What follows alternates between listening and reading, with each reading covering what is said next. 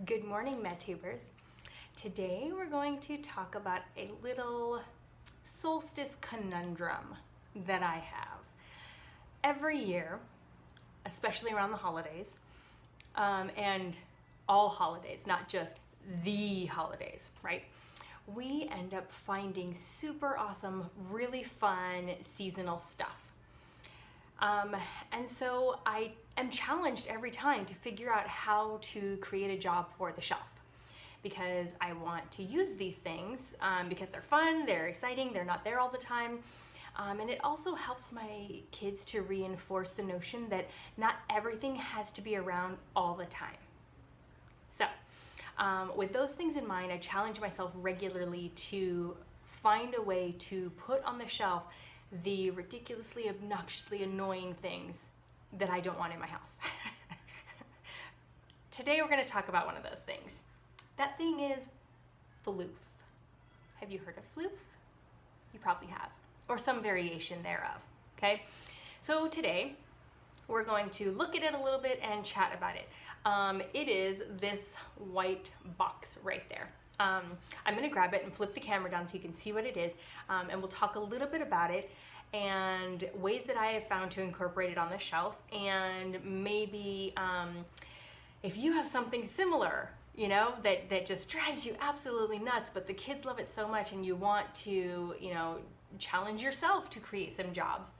Maybe this video will help you and inspire you a little bit. You can always leave a comment and let us know what materials you're struggling to get onto the shelf, seasonal or not, and I will try to respond to those comments and help you out in finding ways that we can get them on your shelves. All right, so without further ado, let's check out this box. Okay, so this is our box of Floof. It's just a muffin carrier that obviously I took the little muffin thing out of, and this is where our Floof is. For those of you who don't know, Floof is kind of like kinetic sand a little bit. I have no idea how many animals I'm gonna find buried in the Floof right now. So bear with me as they make themselves known. So it's a kinetic, like I said, kinetic kind of dough or sand. We did not make this. We bought it at, I want to say Michael's, and I can feel this is getting a little sticky, like maybe it's going bad. You can see it kind of sticking to my fingers. It didn't stick that much. Like this is almost sticking like cookie dough.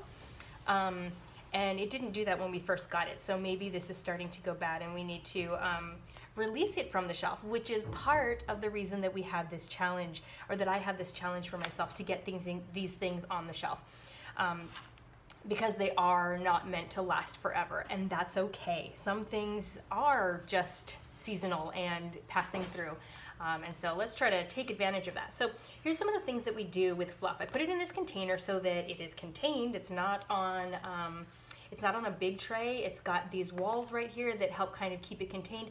When we first were playing with it, it was only an outside job, and we would play with it on one of the stones outside of our house.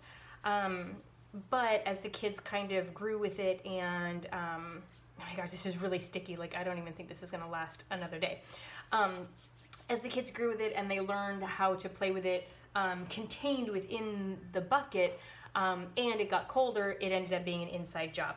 An inside job, get it? Anyway, okay, so mostly they will use this job in conjunction with our animals that are from our practical life shelf, and they'll, you know, walk them through the snowy scene or bury them as you saw, or, you know, make little scenes for the animals to be part of, and then they'll act out pretend games. They will also take these from the practical life shelf. This is one of our scooping works. Actually, this is the scooping material for the large spoon job, and this is the spoon from the small spoon job. The small spoon job is coffee beans. I don't want coffee beans in here because they're going to be harder to get out because they're tiny, and it's just going to be a bigger mess, whereas these wipe off and they wash off really easily. So we'll sprinkle these in, bury them, mix them up, and then try to scoop them out with the spoon. So, you know, we've kind of pieced together things from other jobs, which normally we don't do in a Montessori classroom. And if this were on the shelf in my actual classroom, it would be a lot more controlled. But in our house, we have more freedom. So we take that freedom and we do these things. We also will take some of our sensorial materials and use them as buildings and such, making it super easy. The Floof holds it up really nicely, and then again we just wipe it off and put it back, and it's all good. So that's just a few of the things that my kids have utilized with this job. I like that they can take things from other places and use them in new and interesting ways. That's one of the things that I sometimes feel a Montessori classroom lacks, is the freedom to be more creative with some of the open-ended materials that might be on the shelves. And so at home, we're able to kind of bend that rule more than I normally would in my classroom. I won't even lie.